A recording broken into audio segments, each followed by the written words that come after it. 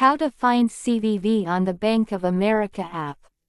Open your browser and go to the Bank of America website by entering https://morganstanley.com in the address bar and pressing enter.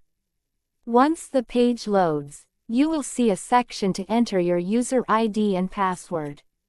Fill in these details and log in. Next, click on the Help button at the top right corner. When you click Help, you'll see the suggestion, "How can we help?"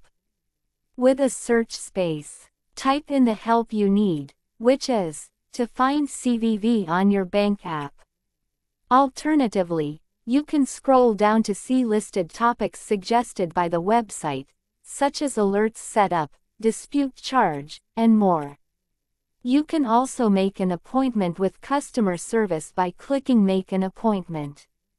Lastly, click on Contact Us to go directly to their support page.